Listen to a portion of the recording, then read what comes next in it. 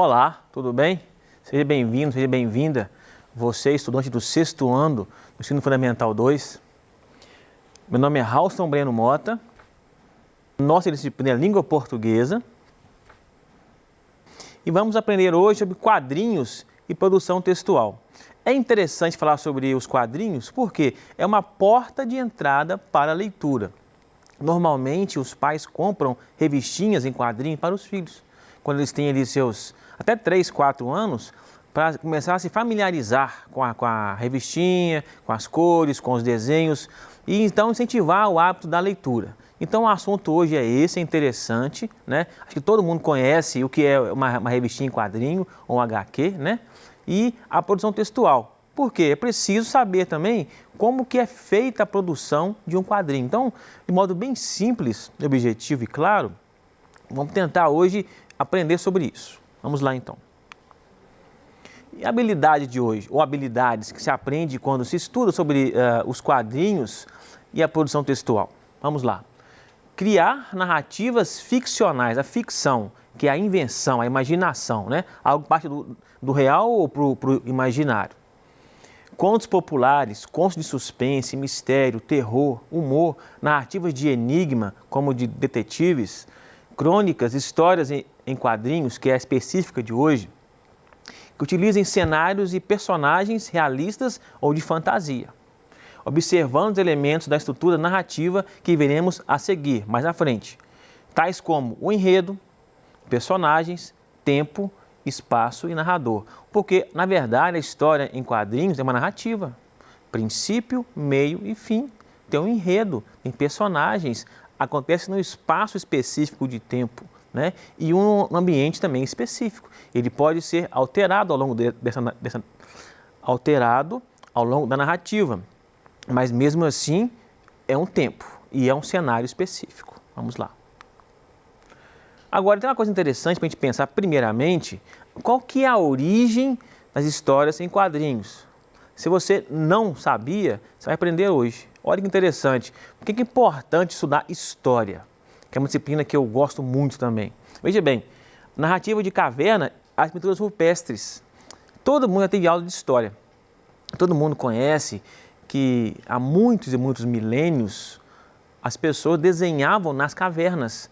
Quer dizer, nós não tínhamos hoje tablet, celular, né? Claro, né? Não tinha nem papel naquela época, nem, muito menos energia elétrica. Então, as pessoas caçavam, conviviam, viviam, mudavam de localidade e registravam isso. Onde? Nas pedras. Pegava pedra, escrevia e desenhava. Era uma forma de comunicação. Então, os historiadores da literatura que foram investigar a origem das histórias em quadrinhos, descobriram isso, né? Ali foi o início de tudo. Olha que interessante. As primeiras pinturas, desenhos escritas nas cavernas deram origem ao que nós conhecemos hoje como os quadrinhos. E qual que é a intenção principal quando você abre uma revistinha em quadrinhos e começa a ler, a folhear e conhecer a história e os personagens? Vamos lá. Primeiro, divertir e entreter o leitor. Não é uma leitura séria, aquela coisa pesada, carregada, de um livro didático, um livro científico, não é? É um texto mais suave, é uma história mais curta. Às vezes é possível, sim, por meio de uma história em quadrinhos, fazer uma denúncia social, né? Falar de um problema social vivenciado por todos nós, ou quase todos nós. Mas, de modo geral, ele é hilário, ele é cômico, ele é engraçado, divertido e a uma leitura mais fácil de ser feita, com textos menores, mais curtos, não é? Quem que lê história em quadrinhos? Um leitor ou a leitora? Qualquer pessoa que tem interesse, né? Em passar um tempo, em se divertir, em aprender um pouco mais sobre a vida social, é possível também a história em quadrinhos. Como que se organiza uma história em quadrinhos? Como que ela é formatada, vamos dizer? Primeiro, quadros sequenciais. Tem um quadrinho, depois vem outro, e em sequência lógica. Narrativa com começo, meio e fim. Não é um conto, não é um romance, não é um teatro, mas aquela história tem que ter princípio, meio e fim.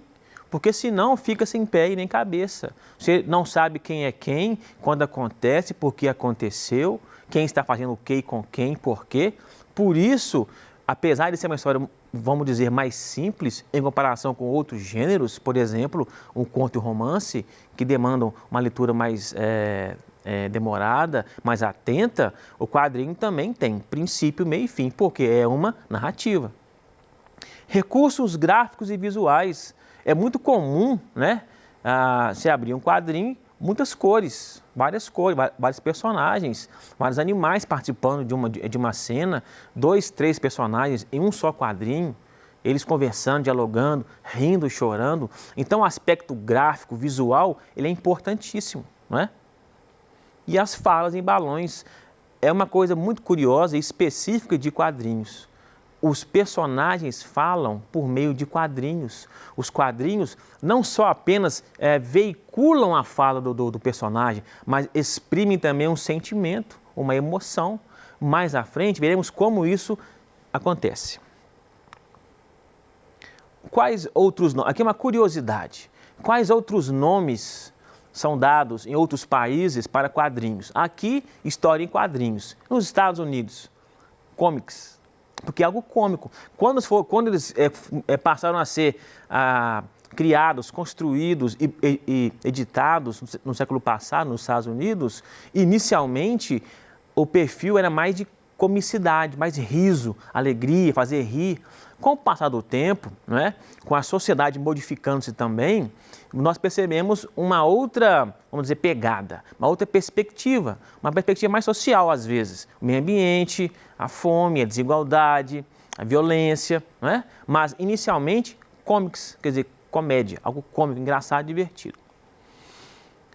Na França, tiras desenhadas. Eu traduzi para não trazer aqui palavras de outras línguas que talvez ficassem estranhas demais. Então, eu já trouxe com a tradução. Tiras desenhadas. Na França tem esse nome, traduzindo para a nossa língua, né? Na Itália, fumacinhas. Por que fumacinhas? Porque os balões, como que representam isso, né? Como se fosse, assim, uma fumaça que se levantou. E dentro daquela fumacinha, vamos dizer assim, que é o balãozinho, está o diálogo, está a fala do personagem. Na Argentina, historietas, histórias pequenas, histórias mais curtas, como eu disse antes, não é? Muñequitos em Cuba. Em Cuba é muñequitos por quê? Porque às vezes eles faziam também encenações teatrais, não é? Então muñequito aqui, ó, munheca no braço, tá vendo aqui, ó, na mão, quer dizer, não braço, mão, né? Munheca, muñequitos. Então eles faziam pequenos fantoches e representavam isso, encenavam, como se fossem pequenos teatros ali, né, nas escolas, por exemplo, para divertir a criançada, para entreter, uma aula de arte, ou ensinar também alguns valores. Então, muñequitos. Tebeos, na Espanha, e lá tem uma revista famosa, TBO, né? Lá chama TBO, aqui é HQ, por quê? Tebeos, ok? Isso na Espanha. E no Japão, que eu acho que muitos conhecem, muitos gostam até desse tipo de revistinha, que é muito comum aqui no Brasil, se popularizou, né? Os mangás. Então, os mangás no Japão equivalem ao nosso HQ, História em Quadrinhos. Aqui é uma curiosidade. A linguagem é essencial, né? Porque é com ela que se constrói uma história. Toda história tem que ter uma linguagem, verbal ou não verbal. E nós vimos que nos quadrinhos ela pode ser tanto... As duas são mescladas, unidas ao mesmo tempo, acontecem ao mesmo tempo. Tanto a verbal como a não verbal, não é? Então vamos ver como é que funciona a linguagem nos quadrinhos, como ela é construída. Verbo visual. Então você tem o texto, claro, às vezes não, às vezes é só uma expressão facial, é só um balãozinho expressando um sentimento, uma emoção, veremos mais adiante, mas ela assim... Basicamente, verbo visual é texto para você ler e uma imagem para você interpretar, que tem a ver com o sentimento daquele momento, uma reação de um personagem, ou uma ação ou reação daquele personagem naquele momento. Informal. Então, os quadrinhos, muitas vezes, não usam aquela linguagem padrão, gramatical, toda certinha, né? É uma linguagem mais informal, mais suave, mais leve, né? Então o texto flui melhor, às vezes, a leitura fica mais suave. Por quê? É uma linguagem que tenta reproduzir a fala, como nós falamos. Né? Então usa gírias, expressões populares, não é? Palavras, estar, fala tá, né? Você, fala ser. Não é? Nós já fazemos isso no nosso dia a dia. É uma tendência nossa de diminuir as palavras, né? Economizar palavras, energia também. É uma tendência do ser humano, né? Interjeições. Interjeições são palavras muito pequenas que expressam emoções, sentimentos, uhul, ahá, né? São palavras assim, uma vogal e uma consoante, às vezes, geralmente com ponto de exclamação ou interrogação, para exprimir um sentimento, uma emoção. Então essa linguagem está muito presente, muito frequente nos quadrinhos. O texto verbal, como que ele funciona, como que ele acontece nos quadrinhos? Vamos lá. Muitas pausas ou hesitações nas falas dos personagens para expressar o quê? Sentimentos, emoções. Reticências, por exemplo, é muito comum, né? Superposição de vozes, ou seja, vários personagens às vezes falam ao mesmo tempo. Redução de palavras, como eu disse antes, olha só, tá, tô, né? Estar, fala tá, estou, fala tô, para, fala pra. Essa é uma linguagem informal no nosso dia a dia, na fala cotidiana, entre outras. Gírias, é isso aí, cara, ei, mano, ei, brother. Algumas até estrangeirismo, quer dizer, palavras de outras línguas usadas no nosso dia a dia, nós às vezes usamos demais, né? Interjeições, como eu disse antes. Uau, nossa, calma, eita, uai, muito comum aqui em Minas, né? Nossa, é um linguajar nosso, e nu, né? Uhul. Então isso tudo são interjeições que expressam um sentimento, uma emoção daquele momento. As personagens falam, elas não apenas são narradas, elas narram a história, elas participam da história. Olha só, é o discurso direto. O que é o discurso direto? É quando o personagem fala. Não é o narrador, ele disse, ela falou. É quando o próprio personagem fala. É a fala direta, o discurso direto. Acontece na primeira pessoa.